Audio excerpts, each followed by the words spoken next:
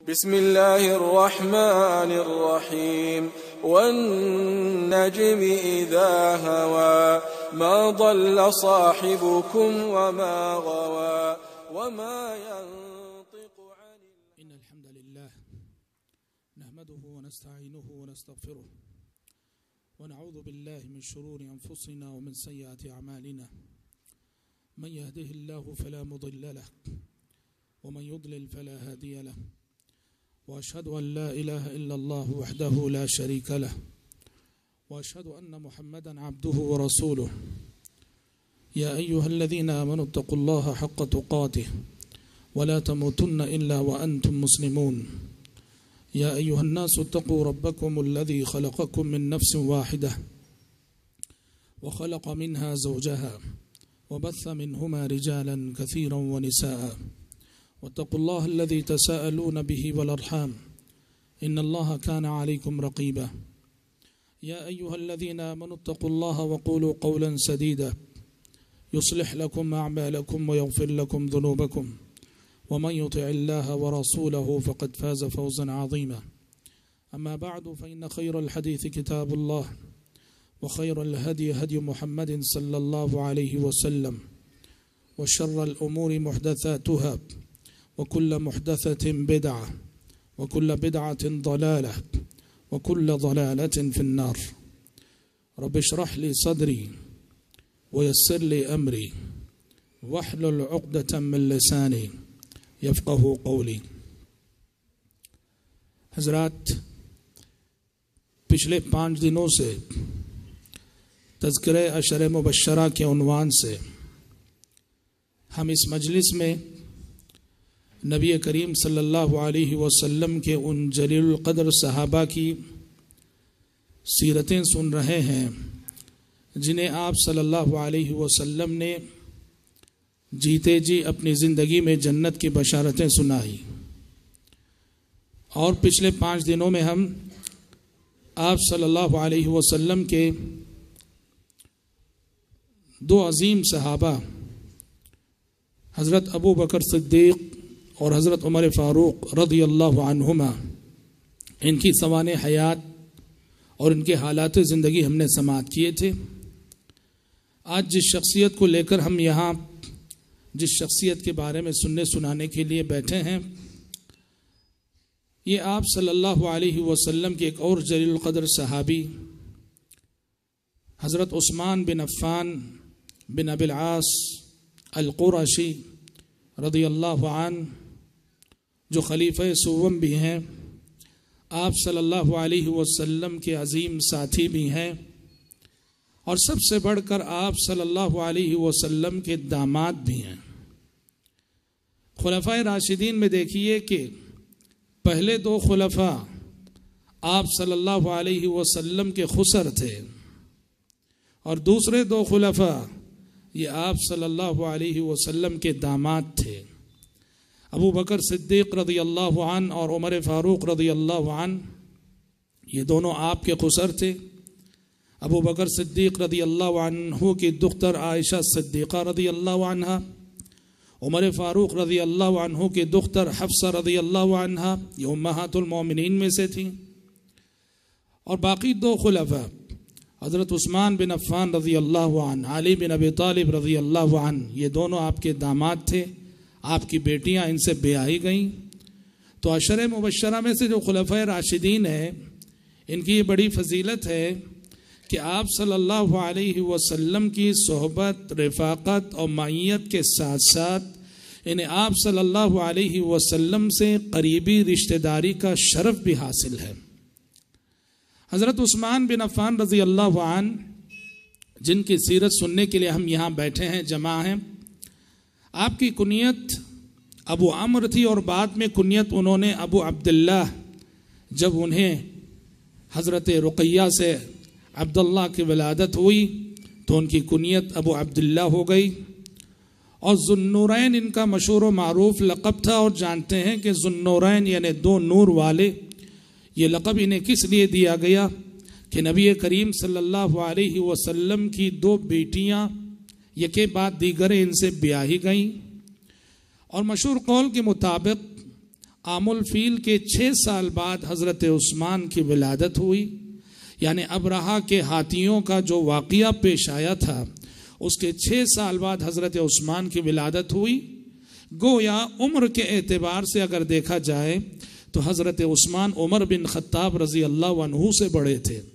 حضرت عمر کی ولادت عام الفیل کے 13 سال بعد ہوئی اور حضرت عثمان کی ولادت عام الفیل کے 6 سال بعد۔ مطلب یہ ہے کہ حضرت عثمان خلافت میں تو ان کا نمبر بعد میں آیا صحیح، لیکن عمر میں حضرت عمر بن خطاب رضی اللہ عنہ سے 7 سال بڑے تھے۔ حضرت عثمان بن عفان رضی اللہ عنہ کا شرف اور ان کی فضیلت صرف اسلام میں نہیں، اسلام سے پہلے بھی زمانہ جاہلیت میں حضرت عثمان بن عفان رضی اللہ عنہ بڑے سلیم الفطرت انسان تھے۔ زمانہ جاہلیت جیسا کہ آپ سب جانتے ہیں، اسلام سے قبل عرب کے جو حالات تھے اور عرب کے معاشرے کی جو صورتحال تھی، ہر طرف بگاڑ ہی بگاڑ، عقیدے کا بگاڑ، اخلاق کا بگاڑ، معاملات کا بگاڑ۔ ایسے میں حضرت عثمان بن عفان رضی اللہ تعالیٰ عنہ کی سلامت فطرت کا یہ بہت بڑا ثبوت ہے کہ عرب کا وہ معاشرہ جہاں ہر طرف بت پرستی ہی بت پرستی تھی، حضرت عثمان بن عفان رضی اللہ عنہ نے ایسے معاشرے میں رہتے ہوئے بھی کہا جاتا ہے کہ پوری زندگی میں اسلام لانے سے پہلے جو زندگی ان کی گزری، کبھی کسی بت کے سامنے سجدہ نہیں کیا تھا۔ حالانکہ ابھی پیارے نبی بنا کر نہیں بھیجے گئے تھے، ابھی آپ صلی اللہ علیہ وسلم کی دعوت توحید کا آغاز نہ ہوا تھا، لیکن سلامت فطرت کا تقاضا تھا۔ حضرت عثمان اتنے سلیم الفطرت تھے کہ بت پرستی کے ایسے ماحول میں رہ کر بھی انہوں نے کبھی کسی بت کو سجدہ نہ کیا تھا۔ اور جس طرح جاہلیت کے اعتقادی بگاڑ سے خود کو بچائے رکھا، اسی طرح سے زمانے جاہلیت میں جو اخلاقی بگاڑ تھا، اخلاقی بگاڑ سے بھی انہوں نے اپنے آپ کو بچائے رکھا۔ حضرت عثمان بن عفان رضی اللہ عنہ اپنے بارے میں خود کہا کرتے تھے کہ میں نے زمانے جاہلیت میں کبھی ایک مرتبہ بھی شراب نہیں پی، حالانکہ شراب عربوں کی گٹھی میں پڑی ہوئی تھی، شراب شوق سے پی جاتی تھی۔ عثمان بن عفان رضی اللہ عنہ کہتے ہیں کہ اسلام کے آنے کے بعد تو کجا، اسلام سے پہلے بھی جب گھر شراب کا رواج عام تھا، میں نے کبھی شراب نہیں پی۔ یہ حضرت عثمان کی سلامت فطرت کا بہت بڑا ثبوت ہے، اور اسلام سے پہلے ہی جس شریفانہ مزاج کے وہ حامل تھے اس کی بہت بڑی دلیل ہے۔ پیارے نبی صلی اللہ علیہ وسلم جب نبی بن کر مبعوث ہوئے تو حضرت ابو بکر صدیق رضی اللہ عنہ کی دعوت سے حضرت عثمان بن عفان رضی اللہ عنہ مشرف و اسلام ہوئے تھے۔ حضرت ابو بکر صدیق رضی اللہ عنہ نے حضرت عثمان کو اسلام کی دعوت دی، اور حضرت عثمان بن عفان رضی اللہ عنہ مشرف و اسلام ہوئے، اور دوسرے صحابہ کی طرح اسلام لانے کے جرم میں حضرت عثمان بن عفان رضی اللہ عنہ کو بھی بڑی آزمائشوں سے گزرنا پڑا اور بڑے امتحانات سے گزرنا پڑا۔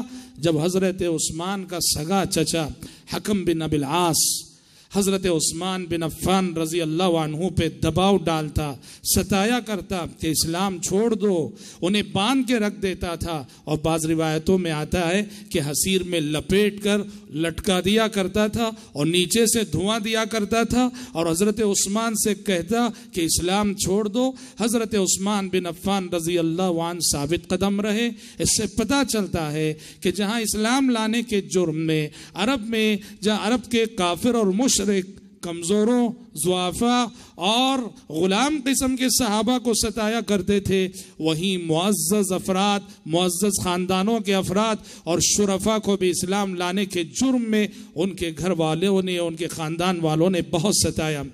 حضرت عثمان بن عفان رضی اللہ عنہ کے لیے بات بڑے اعزاز کی تھی، اور یہ اعزاز صرف حضرت عثمان کو ملا کہ محمد عربی صلی اللہ علیہ وسلم کی 2 بیٹیاں ان سے بیاہی گئیں۔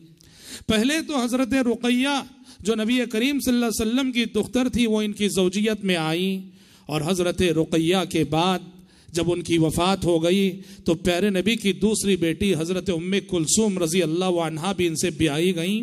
اور اہل علم کہتے ہیں کہ پوری انسانی تاریخ میں آدم علیہ السلام سے محمد صلی اللہ علیہ وسلم تک نبوت و رسالت کا جو سلسلہ چلا، اس میں عثمان بن عفان رضی اللہ عنہ کی وہ واحد شخصیت ہے کہ جن کی زوجیت میں ایک پیغمبر کی 2 بیٹیاں آئیں۔ دنیا کی تاریخ میں کسی شخص کو یہ اعزاز نہیں ملا کہ کسی پیغمبر کی 2 بیٹیوں سے اس نے اپنی زندگی میں نکاح کیا ہو۔ یہ پوری تاریخ میں، پورے ہسٹری میں یہ خصوصیت اور اعزاز اور صرف عثمان بن عفان رضی اللہ عنہ کو ملا کہ محمد عربی صلی اللہ علیہ وسلم کی 2 چہیتی بیٹیاں ان سے بیاہی گئی۔ پہلے رقیہ سے بیاہے گئے اور بعد میں رقیہ رضی اللہ عنہا کی جب وفات ہو گئی تو ام کلثوم رضی اللہ عنہا ان کی زوجیت میں آئیں۔ اور ان دونوں کا معاملہ یہ تھا کہ پیارے نبی کی یہ دونوں بیٹیاں حضرت رقیہ اور حضرت ام کلثوم، پہلے ان کا رشتہ ابو لہب کے 2 بیٹوں سے ہوا تھا۔ ابو لہب کے 2 بیٹے تھے، ایک کا نام تھا عتبہ اور ایک کا نام تھا عتیبہ۔ پیارے نبی صلی اللہ علیہ وسلم نے حضرت رقیہ کو عتبہ بن ابو لہب کی زوجیت میں دے رکھا تھا اور حضرت ام کلثوم کو عتیبہ بن ابو لہب کی زوجیت میں دے رکھا تھا۔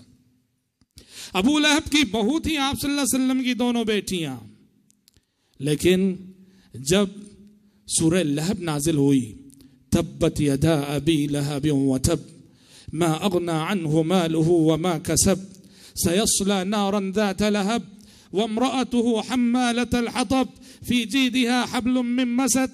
اسلام اور پیغمبر اسلام کے سلسلے میں ابو لہب اور ابو لہب کی بیوی ام جمیل کی جو شرارتیں تھیں، ان شرارتوں کو بے نقاب کرتے ہوئے اور ان دونوں کے حق میں وعید سناتے ہوئے جب آسمان سے سورہ لہب نازل ہوئی، انتقام کی آگ بھڑکنے لگی ابو لہب کے دل میں، اور اس نے اپنے دونوں بیٹوں سے کہا کہ میری وفاداری کا تقاضا ہے کہ محمد کی دونوں بیٹیوں کو چھوڑ دو۔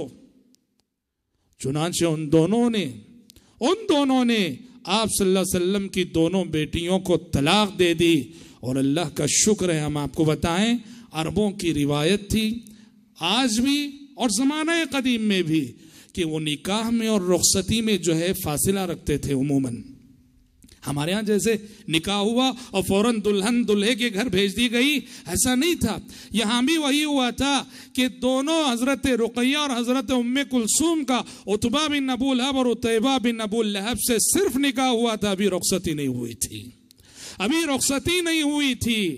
اللہ کا شکر ہے کہ رخصتی سے پہلے ہی ان دونوں نے طلاق دے دی، اور اس طرح سے حضرت عثمان بن عفان رضی اللہ عنہ کی زوجیت میں آپ صلی اللہ علیہ وسلم نے پہلے رقیہ کو دیا رضی اللہ عنہا، اور حضرت رقیہ کی وفات بدر کے موقع پہ ہو گئی۔ بدر کے موقع پہ پیارے نبی جب جنگ بدر کو نکل رہے تھے، حضرت رقیہ بیمار تھیں، مریض تھیں، تو حضرت عثمان کو پیارے نبی مدینے ہی میں چھوڑ گئے۔ اور جب پیارے نبی صلی اللہ علیہ وسلم جنگ بدر سے فارغ ہو کر اور فتح و نصرت کی بشارتیں لے کر مدینے میں داخل ہو رہے تھے، تو حضرت عثمان آپ صلی اللہ علیہ وسلم کی لخت جگر اور اپنی بیوی حضرت رقیہ کو بقیع قبرستان میں دفن کر کے آ رہے تھے۔ اللہ اکبر۔ اس کے بعد سن 2 ہجری میں بدر ہوئی اور سن 2 ہجری میں حضرت رقیہ کی وفات ہوئی۔ سن 3 ہجری میں پیارے نبی صلی اللہ علیہ وسلم نے ام کلثوم رضی اللہ عنہا کو پھر سے حضرت عثمان کی زوجیت میں عطا کیا۔ اور مقدر کہیے، امتحان کہیے اللہ کی جانب سے کہ حضرت ام کلثوم بھی زیادہ دن حضرت عثمان کی زوجیت میں نہ رہیں اور پیارے نبی کی زندگی ہی میں وفات پا گئیں۔ بڑے لوگوں کی آزمائشیں بھی بڑی ہوتی ہیں، بڑے لوگوں کے امتحانات بھی بڑے ہوتے ہیں۔ اللہ اکبر۔ اور بعض روایتیں یہاں تک کہتی ہیں کہ جب حضرت رقیہ بھی وفات پا گئیں، ام کلثوم بھی وفات پا گئیں، اس وقت پیارے نبی نے فرمایا تھا حضرت عثمان سے کہ عثمان، اگر اس وقت میرے پاس کوئی اور بیٹی ہوتی اس کو بھی میں تمہاری زوجیت میں دے دیا ہوتا۔ کتنے پیارے داماد رہے ہوں گے، کتنے پیارے داماد رہے ہوں گے عثمان بن عفان رضی اللہ عنہ، جنہوں نے حسن صحبت اور پیارے نبی کی بیٹیوں کے ساتھ اتنا اچھا سلوک کیا کہ محمد عربی صلی اللہ علیہ وسلم یہ آرزو کر رہے ہیں کہ اگر میری تیسری بیٹی بھی اگر ہوتی اس وقت تو میں عثمان کی زوجیت میں دے دیا ہوتا۔ یہ بہت بڑا ثبوت ہے، حضرت عثمان کے اخلاق کا، حضرت عثمان کے کردار کا اور حضرت عثمان کے کیریکٹر کا، ورنہ تو عموماً دامادوں کے اخلاق یہ ہوتے ہیں، داماد یہ چاہتا ہے کہ سسرال کے لوگ میرے سامنے دب کر چلے، سسرال کے لوگوں پر میری حکومت چلے، سسرال میں میرا چلے، میری ہر بات مانی جائے۔ داماد سسرال والوں پہ بسا اوقات ظلم کرتے ہیں، لیکن وہی سے تھے داماد عثمان بن عفان رضی اللہ عنہ نے کریمانہ اخلاق کے ثبوت دیے۔ اور حضرات، جب اسلام کے لیے قربانیاں دی جا رہی تھیں تو قربانیوں کے دینے میں بھی عثمان بن عفان رضی اللہ عنہ پیارے نبی کی دختران کے ساتھ اسلام کے لیے قربانیاں دینے میں اوروں کے ساتھ ساتھ پیچھے نہ رہے، آگے رہے۔ چنانچہ جب مکے میں حالات دیگرگوں ہو گئے، مکے میں مسلمانوں کو بہت ستایا جانے لگا، مکے میں مسلمانوں کو بہت پریشان کیا جانے لگا، اور پیارے نبی صلی اللہ علیہ وسلم نے اجازت دی کہ حبشہ ہجرت کر جاؤ، تو جہاں اور سارے لوگوں نے حبشہ ہجرت کی، 2 مرتبہ حبشہ ہجرت ہوئی، تو حبشہ ہجرت کرنے والوں میں خود حضرت عثمان بن عفان رضی اللہ عنہ اور حضرت رقیہ رضی اللہ عنہ کا جوڑا بھی شامل تھا۔ پیارے نبی کے بیٹی داماد بھی مکے کے حالات سے تنگ آ کر مکہ چھوڑ کر جو ہے حبشہ گئے تھے، اور پھر حبشہ کی ہجرت کے بعد جب مدینہ ہجرت ہونے لگی تو مدینہ بھی ہجرت کی تھی۔ اور جس وقت اس جوڑے نے اللہ کے راستے میں ہجرت کی تھی تب پیارے نبی نے فرمایا تھا کہ حضرت ابراہیم اور سارہ کے بعد یہ دوسرا جوڑا ہے جو اللہ کے راستے میں ہجرت کر رہا ہے۔ حضرات، حضرت عثمان بن عفان رضی اللہ عنہ کی شخصیت صفات کے اعتبار سے دیکھا جائے، اخلاق کے اعتبار سے اگر دیکھا جائے، بڑی عظیم صفات کی حامل تھی، بڑی عظیم صفات سے متصف تھے حضرت عثمان بن عفان رضی اللہ عنہ۔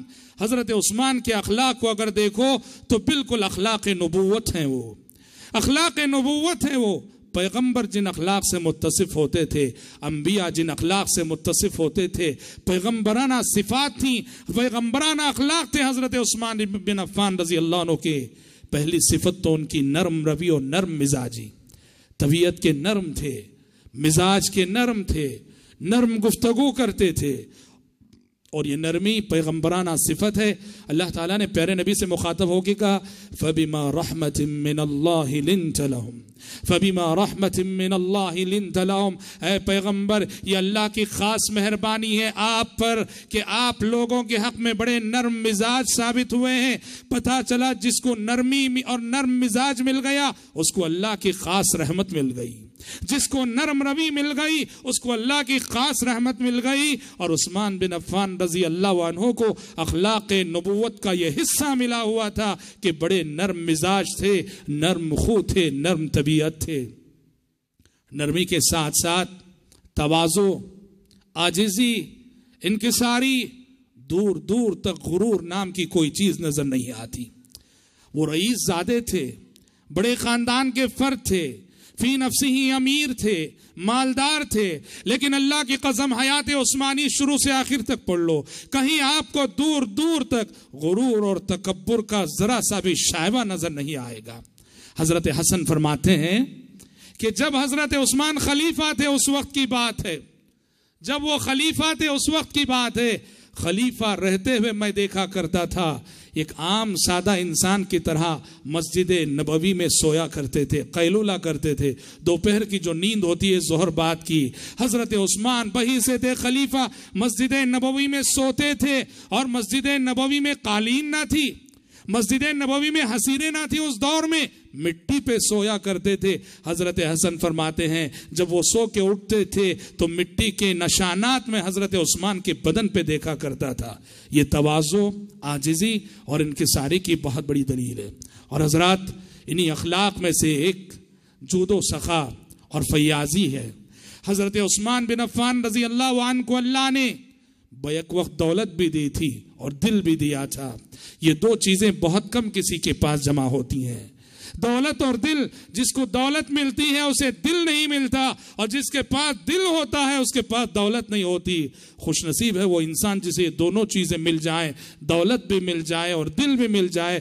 عثمان بن عفان رضی اللہ عنہ کو یہ دونوں نعمتیں ملی ہوئی تھیں، دولت بھی تھی، دل بھی تھا، اور جیسا کہ ہم آگے بتائیں گے انہوں نے اپنے مال کو خدمت اسلام کے لیے وقف کر رکھا تھا، اور ان کا شمار ان صحابہ میں ہوتا ہے جو بڑے فیاض اور بڑے سخی مانے جاتے ہیں۔ اور حضرات عثمان بن عفان رضی اللہ عنہ بڑے رقیق القلب تھے.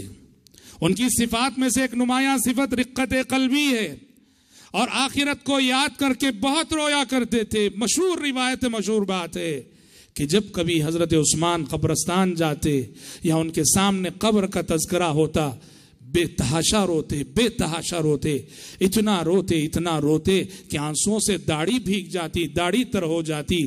پوچھنے والے پوچھتے کہ آپ کے سامنے جنت کا تذکرہ ہوتا ہے اور جہنم کا تذکرہ ہوتا ہے، جنت و جہنم کے تذکرے پہ آپ اتنا آنسو نہیں بہاتے ہیں جتنا کہ ہم نے قبر کے تذکرے پہ آپ کو روتے ہوئے دیکھا ہے. تو عثمان کہا کرتے تھے کہ ان القبر اول منازل الاخرہ، لوگوں قبر آخرت کی پہلی منزل ہے. جو یہاں نجات پا گیا تو سمجھو باقی مرحلے بھی اس کے لیے آسان، اور جو یہاں ناکام ہو گیا تو سمجھو کہ باقی مرحلوں میں بھی وہ ناکام ہوگا. میں اسی احساس کے ساتھ رویا کرتا ہوں، اور اسی احساس کے ساتھ جب بھی قبر کا تذکرہ میرے سامنے آتا ہے میں کانپ اٹھتا ہوں.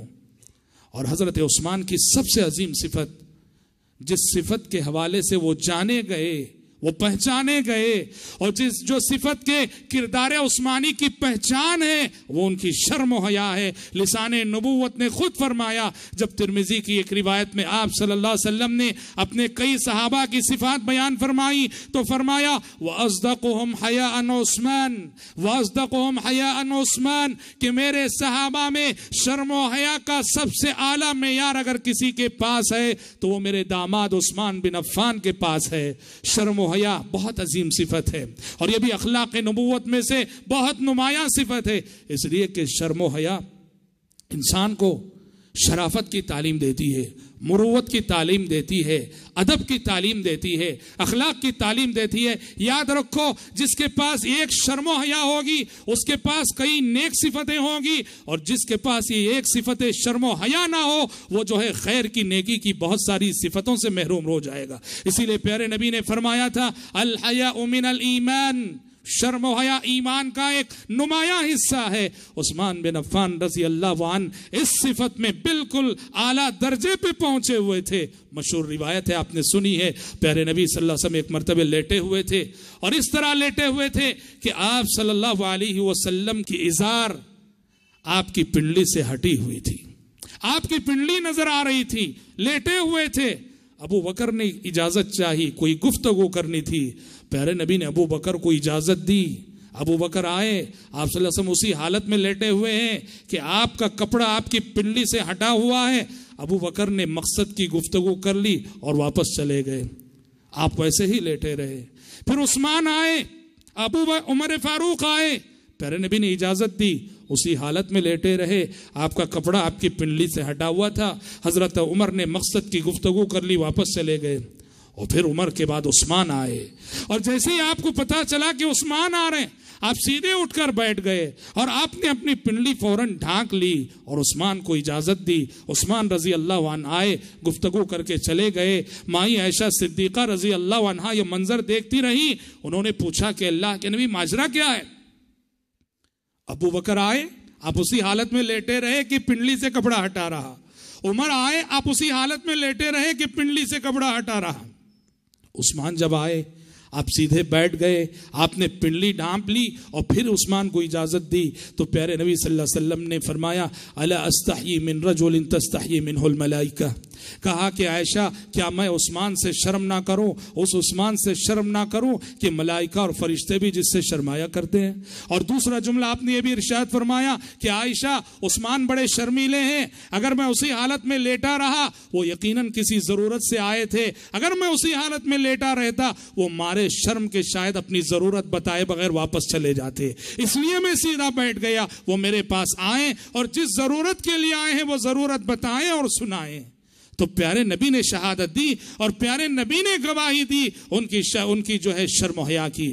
اور حضرت عثمان بن عفان رضی اللہ عنہ کی انہی عظیم صفات میں ان کا ادب، ان کی شرافت، ان کی مروت اور ان کے دل میں پایا جانے والا احترام نبوت، احترام نبی، احترام صحابہ، اور وہ ان کی اس عظیم صفت کو آپ ان کی اس ایک جملے سے سمجھ سکتے ہیں. وہ فرمایا کرتے تھے یہ کتنے شریف انسان تھے ان کی سوچ کتنی پاکیزہ تھی، ان کا کردار کتنا بلند تھا۔ حضرت عثمان فرمایا کرتے ہیں کہ جس دن سے میں نے اپنے اس سیدھے ہاتھ سے پیارے نبی سے بیعت کی، جس دن بیعت کرتے ہوئے میں نے اپنا یہ ہاتھ پیارے نبی کے ہاتھ سے لگایا اور ملایا، اللہ کی قسم پوری زندگی میں اس ہاتھ کو اپنی شرمگاہ سے لگنے نہیں دیا۔ اللہ اکبر، رضی اللہ عنہ وارضاہ۔ یہ ہے اخلاق، یہ ہے وہ اعلیٰ کردار، اور یہ ہے وہ کریمانہ صفات جن سے حضرت عثمان بن عفان رضی اللہ عنہ کی شخصیت نمایاں اور ممتاز نظر آتی ہے۔ حضرات، عثمان بن عفان رضی اللہ عنہ، ان کی ایک بہت بڑی منقبت اور ان کا ایک بہت بڑا کارنامہ یہ ہے کہ جیسا کہ میں نے ابھی بتایا، اپنے مال کو انہوں نے خدمت اسلام کے لیے وقف کر رکھا تھا۔ جب بھی پیارے نبی کو پیسے کی ضرورت ہوتی، مال کی ضرورت ہوتی، اسلام کو مال کی اور دولت کی ضرورت ہوتی، جن صحابہ کے نمایاں نام سر فہرست آتے ہیں، ابو بکر صدیق رضی اللہ عنہ کے بعد سب سے نمایاں نام عثمان بن عفان رضی اللہ عنہ کا آتا ہے۔ خوش نصیب ہیں وہ لوگ کہ جو اللہ جنہیں دولت دے اور وہ اپنی دولت کو دین کی خدمت کے لیے لگاتے ہوں۔ عثمان بن عفان رضی اللہ عنہ کا نام اس حیثیت سے دیکھا جائے تو اس امت کے ان نمایاں افراد میں آتا ہے کہ جب اسلام کی تاریخ شروع ہوئی تھی تو اسلام کو اور مسلمانوں کی ترقی کے لیے جب پیسے کی ضرورت ہوئی، دولت کی ضرورت رہی، پانی کی طرح جنہوں نے اپنی دولت کو اللہ کی راہ میں بہایا، ان میں سے ایک نمایاں نام حضرت عثمان بن عفان رضی اللہ عنہ کا آتا ہے۔ کتنے واقعات ہیں۔ صحابہ ہجرت کر کے مدینہ پہنچے، مدینے میں ایک بہت بڑا مسئلہ یہ آیا، پینے کا پانی نہیں مل رہا ہے۔ ایک ہی کنواں ہے جہاں پینے کا میٹھا پانی مل رہا ہے، اور وہ بھی ایک یہودی کے پاس ہے، بئر روما، اور وہ یہودی صحابہ سے کو پیسے لے لے کے پانی بیچ رہا تھا۔ کب تک خرید کر پیئیں گے؟ پیارے نبی صلی اللہ علیہ وسلم نے حضرت عثمان بن عفان رضی اللہ عنہ سے کہا۔ حضرت عثمان بن عفان رضی اللہ عنہ نے 35,000 درہم میں اس کنویں کو خرید کر مسلمانوں کے لیے وقف کر دیا۔ غزوہ تبوک کے موقع پر جب سفر بہت دور دراز مقام کا تھا، اسباب سفر کی قلت تھی، ہتھیار کم تھے، سواریاں کم تھی، غذائی اجناس کی کمی تھی، نبی کریم صلی اللہ علیہ وسلم کے پاس مال نہ تھا۔ آپ صلی اللہ علیہ وسلم نے اعلان کیا کہ کون ہے جو اس وقت ہماری مدد فرمائے، اسلام کی مدد کرے۔ اس وقت جن نمایاں شخصیتوں نے نمایاں تعاون پیش کیا، حضرت عثمان بن عفان رضی اللہ عنہ سر فہرست آتے ہیں۔ 1000 دینار لا کے آپ صلی اللہ علیہ وسلم کے ہاتھ میں رکھ دیے۔ 1000 دینار، اور یہ کوئی معمولی رقم نہیں۔ دینار کی ویلیو کو اگر آپ کو سمجھنا ہو، اس دور میں 1 دینار میں 1 بکری آتی تھی۔ 1 دینار میں 1 بکری خریدی جا سکتی تھی۔ اس دور میں دینار کی اتنی ویلیو تھی۔ 1000 دینار حضرت عثمان بن عفان رضی اللہ عنہ پیارے نبی کے ہاتھ میں لا کر رکھ دیا۔ اور عہد صدیقی کا واقعہ ہے، ابو بکر صدیق رضی اللہ عنہ کے زمانے میں یہ ہوا کہ مدینے میں قحط کا سا ماحول ہو گیا، غذائی اجناس کی قلت ہو گئی، کھانے پینے کی چیزوں کا ملنا مشکل ہو گیا، مدینے میں قحط کا سا سما ہو گیا۔ ایسے میں ہوا یہ کہ حضرت عثمان بن عفان رضی اللہ عنہ کا تجارتی قافلہ شام سے آیا۔ بڑے تاجر تھے، تجارتی قافلہ شام سے آیا، کافی جو ہے کھانے پینے کی چیزیں تھیں، غذائی اجناس تھے۔ حضرت عثمان بن عفان رضی اللہ عنہ کے پاس مدینے کے بڑے بڑے تاجر آ گئے اور آ کر سودا کرنے لگے۔ کہا عثمان ہمیں دے دو، ہم دگنی قیمت دیں گے، تگنی دیں گے، 4 گنا دیں گے، 5 گنا دیں گے۔ حضرت عثمان نے کہا تم مجھے 4 گنا دینے کی بات کر رہے ہو، 5 گنا دینے کی بات کر رہے ہو، لوگوں میں اس وقت میرے اس سامان کا سودا اس ذات سے کرنا چاہتا ہوں جو ذات مجھے کم سے کم 10 گنا دینے کے لیے تیار ہے۔ کم سے کم 10 گنا دینے کے لیے تیار ہے. کہا کہ میں اپنے اس سارے مال کو اس مشکل گھڑی میں، اس مشکل وقت میں، جب سارے مدینے میں کھانے پینے کی چیزوں کی قلت ہے، غذائی اجناس کی قلت ہے، میں بیچنا نہیں چاہتا. میں اس اللہ سے سودا کرتا ہوں جو اللہ کہتا ہے من جاء بالحسنۃ فلہ عشر امثالھا، جو ایک نیکی لے کر آئے اسے کم سے کم میں 10 نیکیوں کے برابر اجر و ثواب دوں گا. تم تو 4 گنا دینے کی بات کر رہے ہو، 5 گنا دینے کی بات کر رہے ہو. میں اس رب العالمین سے سودا کرتا ہوں اور اس کے دین کے لیے وقف کرتا ہوں جو مجھے جو ہے اس کا معاوضہ، اس کی قیمت جو ہے 10 گنا دے رہا ہے. اپنے مال کو وقف کر رکھا تھا خدمت اسلام کے لیے، مسلمانوں کی ضروریات کے لیے اپنے مال کو وقف کر رکھا تھا. اور یہی وجہ ہے میرے بھائیوں، عثمان بن عفان کو یہ اعزاز ملا. 1 بار نہیں، 2 بار نہیں، پیارے نبی نے بار بار جنت کی بشارتیں سنائی. کتنے بار سنائی؟ سبحان اللہ. جب آپ نے عشرہ مبشرہ کو جنت کی بشارت سنائی، اس وقت حضرت عثمان کو بھی سنائی. جب آپ نے کہا ابو بکر فی الجنہ، عمر فی الجنہ، تیسرا نام آپ نے حضرت عثمان کا لیا، کہا کہ عثمان فی الجنہ. جب حضرت عثمان نے بیر روما خریدا اور بیر روما خرید کر مسلمانوں کے لیے وقف کیا، آپ نے جنت کی بشارت سنائی. اس وقت دوسری مرتبہ کہا کہ بیر روما جو خریدے مسلمانوں کے لیے وقف کرے اس کے لیے جنت ہے. حضرت عثمان کو اس وقت دوسری مرتبہ جنت کی بشارت ملی.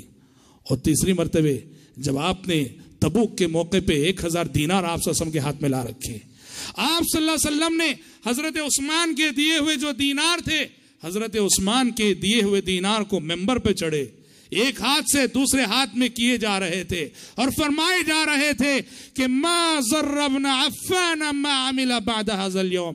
عثمان بن عفان نے آج وہ نیکی کر لی ہے، اب باقی زندگی میں وہ جو کرنا ہے کر گزرے، جنت میں جانے سے اسے کوئی چیز نہیں روک سکتی.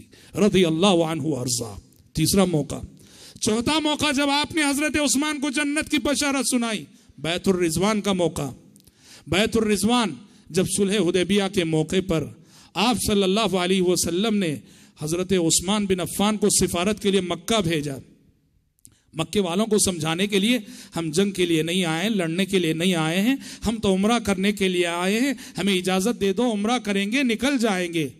اور ہوا یہ کہ مکے والوں نے حضرت عثمان کو ذرا روک لیا، یہاں تک کہ یہ افواہ مشہور ہو گئی کہ حضرت عثمان شہید کر دیے گئے. یہ افواہ جب مشہور ہوئی تو آپ صلی اللہ علیہ وسلم نے 1400 صحابہ جو آپ کے ساتھ تھے ان سے بیعت لی ایک درخت کے نیچے، بیعت کرو کہ عثمان کے خون کا بدلہ لے کر رہیں گے. سارے صحابہ نے بیعت کی اور اس وقت پیارے نبی نے اپنے اس داہنے ہاتھ کو اپنے بائیں ہاتھ پہ مار کے کہا یہ عثمان کا ہاتھ ہے، یہ عثمان کا ہاتھ ہے، عثمان کی جانب سے بھی میں بیعت کرتا ہوں.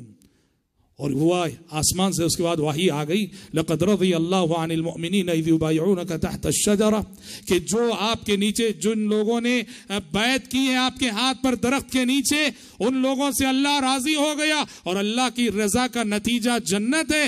اس طرح حضرت عثمان بن عفان رضی اللہ عنہ گرچہ بنفس نفیس شریک نہ رہے، لیکن آپ نے اپنے دست مبارک کو عثمان بن عفان کا دست مبارک قرار دے کر جو بیعت کی، تو مکے میں رہتے ہوئے بھی اس اعزاز اور شرف میں عثمان بن عفان خود بخود شامل ہو گئے. یہ اور بات ہے کہ بعد میں پتا چلا کہ جو افواہ تھی وہ غلط خبر تھی، حضرت عثمان شہید نہیں ہوئے ہیں اور صحیح سالم حضرت عثمان لوٹ آئے. یہ چوتھا موقع تھا جب حضرت عثمان کو بشارت ملی جنت کی. پانچواں موقع، ابو موسیٰ اشعری رضی اللہ عنہ کہتے ہیں کہ ایک مرتبہ میرے دل میں یہ بات آئی کہ پیارے نبی جہاں بھی رہیں، جس حال میں بھی رہیں، میں آپ صلی اللہ علیہ وسلم کا محافظ بن کر آپ کی نگرانی کروں گا. حضرت ابو موسیٰ کہتے ہیں گیا میں دیکھا آپ صلی اللہ علیہ وسلم مدینے کے ایک باغیچے میں تنہا بیٹھے ہیں. مدینے کا ایک باغیچہ ہے، اس کا دروازہ ہے، اندر داخل ہوئے آپ صلی اللہ علیہ وسلم اور وہاں بیٹھے ہیں، اور ایسے بیٹھے ہیں کنویں میں آپ پیر لٹکائے ہوئے بیٹھے ہیں. کنواں ہے، کنویں میں پیر لٹکائے بیٹھے ہیں. حضرت ابو موسیٰ دروازے پہ کھڑے ہو گئے. حضرت ابو موسیٰ اشعری رضی اللہ عنہ کہتے ہیں اتنے میں ایک شخص نے دستک دی، دستک دے کر آنے کی اجازت چاہی. میں نے پیارے نبی سے ذکر کیا کہ اللہ کے نبی کوئی دستک دے رہا ہے اور آنے کی اجازت چاہ رہا ہے. پیارے نبی نے کہا افتح لہ وبشرہ بالجنہ، کہا کہ ابو موسیٰ دروازہ کھولو اور اس شخصیت کو آنے دو اور ساتھ ہی جنت کی بشارت سنا دو. دروازہ کھولا، دیکھا کہ ابو بکر صدیق ہے رضی اللہ عنہ. ابو بکر صدیق آئے رضی اللہ عنہ، اور پیارے نبی جہاں کنویں میں پیر لٹکائے بیٹھے تھے، آپ صلی اللہ علیہ وسلم کے پہلو میں ابو بکر صدیق رضی اللہ عنہ پیر لٹکائے بیٹھ گئے. دروازہ بند کر دیا. حضرت ابو موسیٰ نے کھڑے رہے. پھر کسی آنے والے نے دستک دی. حضرت ابو موسیٰ اشعری رضی اللہ عنہ نے پیارے نبی سے کہا، اللہ کے نبی ایک اور شخصیت دستک دے رہی ہے. پیارے نبی نے کہا افتح لہ وبشرہ بالجنہ، کہا کہ دروازہ کھول دو اور اس شخصیت کو بھی جنت کی بشارت دے دو. دروازہ کھولا، دیکھا عمر بن خطاب ہے رضی اللہ عنہ، وہ بھی آئے اور وہ ابو بکر صدیق رضی اللہ عنہ کے بازو پیر لٹکائے کنویں میں بیٹھ گئے. دروازہ بند کر دیا. پھر دروازے پہ دستک ہوئی. ابو موسیٰ اشعری رضی اللہ عنہ پیارے نبی کے پاس آئے اور عرض کیا کہ ایک اور شخصیت اجازت چاہ رہی ہے. پیارے نبی نے کہا کہ افتح لہ وبشرہ بالجنہ علی بلویٰ تصیبہ، کہا کہ دروازہ کھول دو اور اس شخصیت کو بھی جنت کی بشارت سنا دو، مگر ساتھ ہی یہ کہہ دو جنت ملے گی لیکن ایک امتحان سے گزرنے کے بعد، ایک آزمائش سے گزرنے کے بعد. پیشن گوئی تھی. حضرت عثمان کی شہادت کی طرف اشارہ تھا. حضرت ابو موسیٰ جو ہے دروازہ کھولے تو عثمان بن عفان تھے. حضرت عثمان آئے، دیکھا کہ جس جگہ پیارے نبی ابو بکر عمر رضی اللہ عنہ پیر لٹکائے بیٹھے ہیں وہاں بازو بیٹھنے کے لیے جگہ نہیں تھی. حضرت عثمان ذرا ہٹ کر بیٹھ گئے وہاں. اس حدیث کو بیان کر کے حضرت سعید بن مسیب جو سید التابعین ہیں، انہوں نے اس حدیث سے ایک نقطہ مستنبط کیا. کہا کہ میں یہ سمجھتا ہوں پیارے نبی کے بازو ابو بکر عمر ان دونوں کو بیٹھنے کے لیے جگہ مل گئی، عثمان کو وہاں بیٹھنے کے لیے جگہ نہ ملی. یہ دراصل زندگی ہی میں اللہ کی جانب سے اشارہ تھا کہ وفات کے بعد ابو بکر اور عمر کو پیارے نبی کے پہلو میں جگہ ملنے والی ہے اور عثمان بن عفان کے لیے جگہ نہیں رہے گی تو وہ بقیع میں دفن ہوں گے. سعید بن مسیب رحمۃ اللہ علیہ اس سے ایک استدلال کرتے تھے اور استنباط کرتے تھے. کہنا یہ ہے میرے بھائیوں، عثمان بن عفان رضی اللہ عنہ کی شخصیت وہ شخصیت ہے جسے ایک بار نہیں، دو بار نہیں، بار بار لسان نبوت نے جنت کی بشارت سنائی ہے. کتنے بڑی شرف کی بات ہے، کتنی بڑی خوش نصیبی ہے اور کیسی سعادت مندی ہے. اور حضرت عثمان بن عفان رضی اللہ عنہ کی کردار کا دوسرا پہلو خلافت کا ہے. خلافت حضرت عثمان بن عفان رضی اللہ عنہ تک کیسے پہنچی اور کیسے ان کے ہستے میں آئی. کل ہم نے حضرت عمر بن خطاب رضی اللہ عنہ کی شہادت کا واقعہ آپ کو سنایا.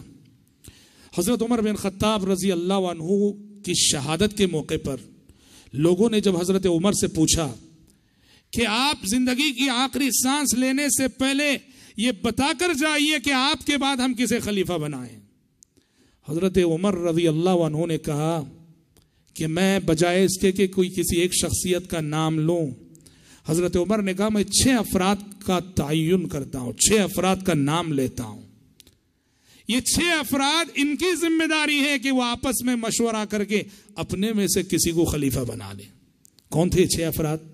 طلحہ بن عبید اللہ، زبیر بن عوام، سعد بن ابی وقاص، عبد الرحمن بن عوف، عثمان بن عفان، علی بن ابی طالب رضی اللہ عنہ، سب عشرہ مبشرہ میں سے ہیں. حضرت عمر نے کہا یہ 6 افراد کا نام میں بتا کے جاتا ہوں، میری وفات کے بعد یہ 6 افراد آپس میں مشورہ کر کے کسی کو خلیفہ منتخب کر لیں. حضرت عمر بن خطاب رضی اللہ عنہ کی تدفین کے بعد ایک کمیٹی بیٹھ کر پہلے مرحلے میں یہ ہوا کہ ان میں سے 3 لوگ خلافت سے دستبردار ہو گئے. کہا کہ ہم نہیں چاہتے، ہمیں خلافت نہیں چاہیے. یہ کون ہے؟ حضرت طلحہ، حضرت زبیر، حضرت سعد بن ابی وقاص. یہ 3 دستبردار ہو گئے اپنے حق سے. باقی رہ گئے 3، عبد الرحمن ابن عوف، عثمان بن عفان رضی اللہ عنہ اور علی بن ابی طالب رضی اللہ عنہ. عبد الرحمن ابن عوف رضی اللہ عنہ نے دیکھا کہ اب صرف وہ 3 بچے ہیں، 3 میں سے کسی کو خلیفہ بننا ہے.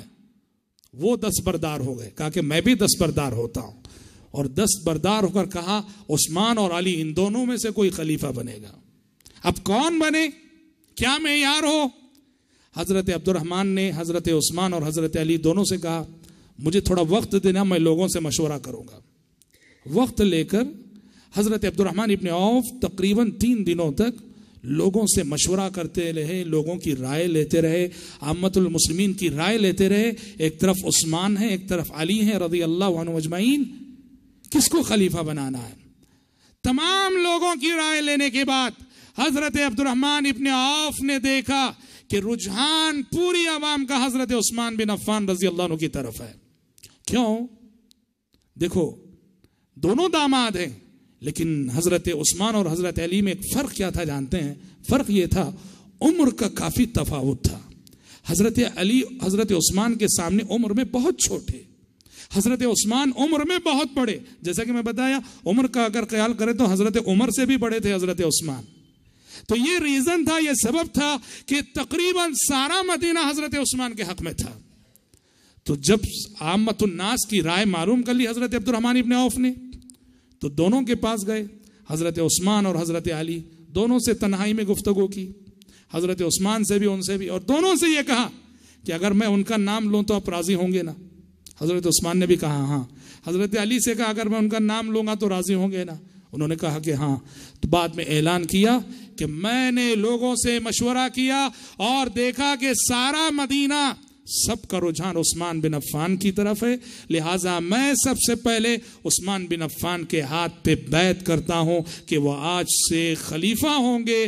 چنانچہ عبد الرحمن ابن عوف کی بیعت ہوئی. عبد الرحمن ابن عوف کے بعد بقیہ جو اس کمیٹی کے ممبر تھے انہوں نے بیعت کی، اور پھر سارے مدینے والوں نے بیعت کی.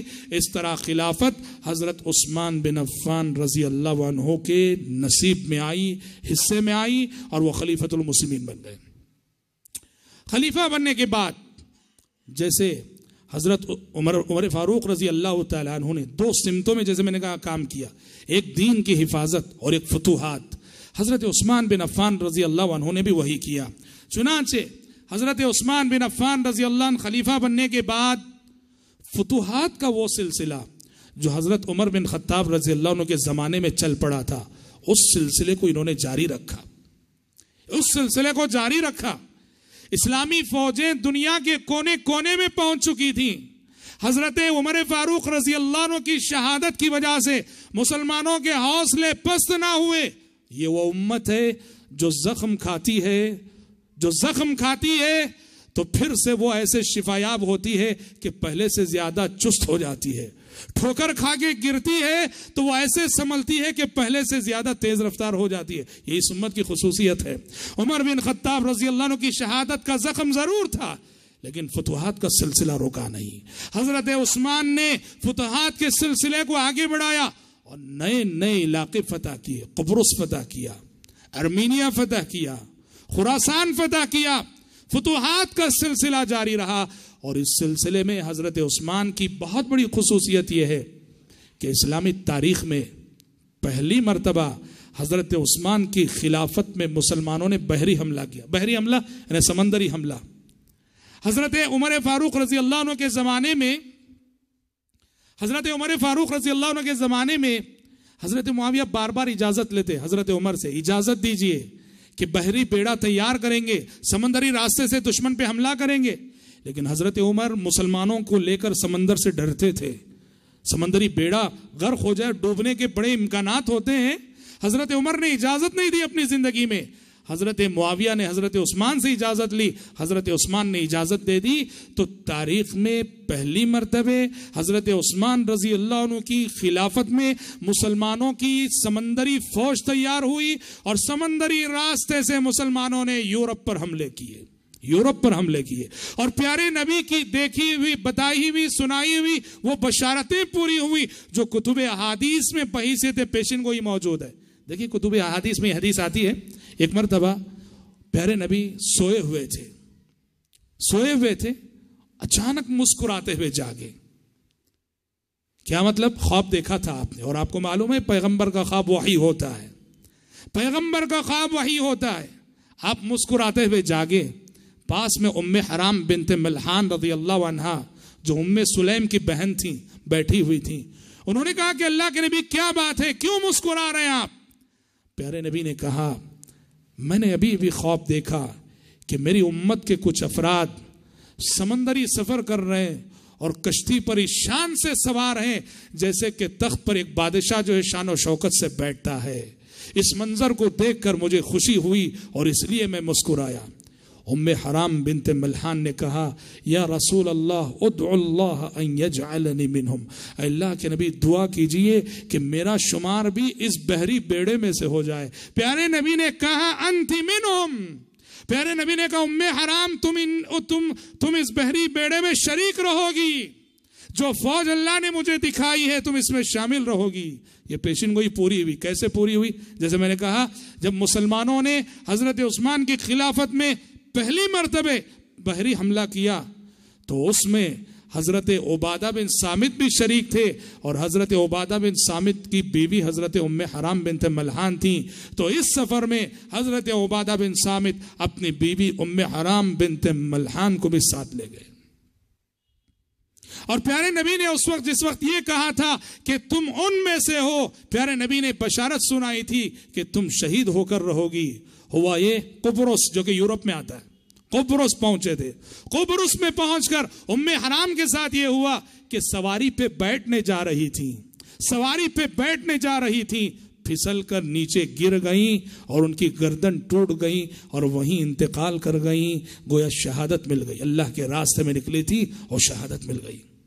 تو اس طرح میرے بھائیوں حضرت عثمان رضی اللہ عنہ کے زمانے خلافت کی یہ خصوصیت ہے کہ فتوحات کے سلسلے کو انہوں نے آگے بڑھایا حضرت عمر کی طرح، اور نہ صرف اس سلسلے کو آگے بڑھایا بلکہ اس کو توسیع دیتے ہوئے تاریخ اسلام میں پہلی مرتبہ بحری حملہ کرنے کی اجازت دی۔ اور حضرات حضرت عثمان بن عفان رضی اللہ عنہ کا ایک کارنامہ یہ بھی ہے کہ انہوں نے مسلمانوں کو قرآن مجید کی ایک لہجے کی قرات پہ جمع کیا۔ ہم بتا چکے ہیں کہ حضرت ابو بکر صدیق رضی اللہ عنہ نے یہ قرآن کی یہ خدمت کی تھی کہ قرآن مجید ایک بک کی شکل میں، کتاب کی شکل میں نہ تھا عہد نبوت میں۔ پیارے نبی کی وفات کے بعد ابو بکر صدیق رضی اللہ عنہ نے قرآن مجید کو ایک کتابی شکل میں جمع کیا۔ حضرت عثمان کے زمانے میں یہ ہوا کہ اسلام جب پھیلا اور اجنبی لوگ اور عجمی لوگ اسلام میں جوق در جوق داخل ہونے لگے، ہر کوئی اپنے اپنے انداز سے الگ الگ لہجے سے قرآن پڑھنے لگا۔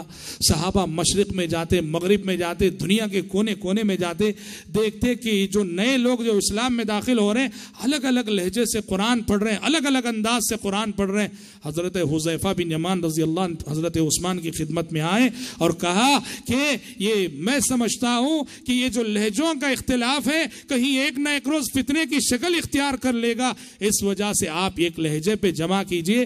عثمان بن عفان رضی اللہ عنہ نے وہ قرآن، وہ مصحف جسے ابو بکر نے تیار کیا تھا، جو ابو بکر سے عمر کے پاس آیا، عمر سے حفصہ کے پاس آیا رضی اللہ عنہم اجمعین، حضرت حفصہ سے وہ قرآن منگایا۔ اور جس طرح حضرت زید بن ثابت کو ابو بکر نے ذمہ داری دی تھی، عثمان بن عفان رضی اللہ عنہ نے بھی زید بن ثابت ہی کو ذمہ داری دی، اور حضرت زید بن ثابت کی نگرانی میں دو کام ہوئے۔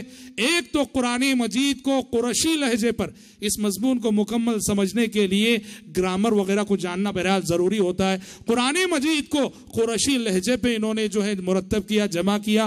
اور دوسرے بعض اہل علم کہتے ہیں کہ قرآن کی سورتوں کی جو موجودہ ترتیب ہے وہ حضرت عثمان بن عفان رضی اللہ عنہ کے زمانے ہی میں دی گئی، اللہ کے نبی صلی اللہ علیہ وسلم کے بتائی ہوئی ترتیب کے مطابق۔ تو قرآن کی یہ خدمت حضرت عثمان بن عفان رضی اللہ عنہ کے زمانے میں ہوئی۔ اور ایک اور خدمت بحیثیت خلیفہ عثمان بن عفان رضی اللہ عنہ نے یہ کی کہ مسجد نبوی تنگ پڑنے لگی۔ ایک تو یہ ہوا کہ مسجد نبوی کی عمارت بوسیدہ ہو گئی تھی۔ آپ کو معلوم ہے کہ مسجد نبوی نبی کریم صلی اللہ علیہ وسلم کے زمانے میں وہ بنی تھی کیسے؟ اس کے ستون جو ہے کھجور کے درختوں کے تھے، کھجور کی چھالوں کی چھت تھی۔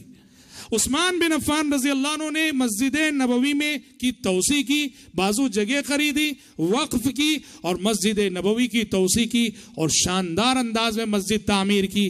پہلی مرتبہ مسجد نبوی میں جس کا استعمال کیا۔ جس آج جیسے سیمنٹ استعمال کرتے ہیں، آج سے 100 سال پہلے تک بھی جو عمارتیں بنتی تھیں اس میں جس کا استعمال ہوتا تھا۔ اور جس کی خوبی یہ ہے کہ جس یہ موسموں کا مقابلہ کرتا ہے۔ سردی کے موسم میں وہ گھر زیادہ ٹھنڈا نہیں ہوتا جس گھر کی دیواروں پہ جس استعمال ہو، اور گرمی کے موسم میں وہ گھر ٹھنڈا رہتا ہے، گرم نہیں ہوتا جس گھر میں کہ جس استعمال ہوئی ہو۔ عثمان بن عفان رضی اللہ عنہ نے پہلی مرتبہ مسجد نبوی میں جس استعمال کیے اور جس کے ساتھ ساتھ قیمتی پتھر استعمال کیے اور بڑی شاندار بنائی، اور اتنی شاندار بنائی کہ بعض صحابہ کو اعتراض بھی ہونے لگا، کیونکہ مسجد سادہ رہنا چاہیے۔ تو حضرت عثمان جواب دیتے تھے کہ پیارے نبی نے فرمایا ہے من بنا للہ مسجدا بنا اللہ لہ بیتا فی الجنہ، جو اللہ کے لیے مسجد تعمیر کرے گا اللہ اس کے لیے جنت میں ویسا ہی محل تعمیر کرے گا۔ میں شاندار مسجد اس لیے بنا رہا ہوں، شاندار اس لیے بنا رہا ہوں، میں چاہتا ہوں کہ جنت میں میرا محل بھی ایسی شاندار رہے۔ حضرت عثمان بن عفان رضی اللہ عنہ کا اجتہاد تھا۔ بہرحال بحیثیت خلیفۃ المسلمین ہمہ جہت خدمات انجام دی حضرت عثمان بن عفان رضی اللہ عنہ نے، اور اس کے بعد حضرت عثمان بن عفان رضی اللہ عنہ کی زندگی میں وہ آزمائش آئی جس آزمائش نے انہیں شہادت تک پہنچایا۔ بہت بڑے امتحان سے گزرے حضرت عثمان بن عفان رضی اللہ عنہ، جس امتحان کا تفصیلی تذکرہ اور ان کی شہادت کا تفصیلی تذکرہ ہم انشاءاللہ تعالی اپنے آنے والے کل کے درس میں کریں گے۔ آج اسی پر اکتفا کرتے ہوئے اللہ تعالیٰ سے دعا کرتے ہیں کہ رب العالمین ہم سب کو، آپ سب کو حضرات صحابہ کرام رضوان اللہ علیہ مجمعین کے نقش قدم پر چلنے کی توفیق عطا فرمائے، اور ان کی جو عظیم صفات ہیں ان صفات کو اپنی عملی زندگیوں میں نافذ کرنے کی توفیق عطا فرمائے۔ آمین۔ وآخر دعوانا ان الحمد للہ رب العالمین۔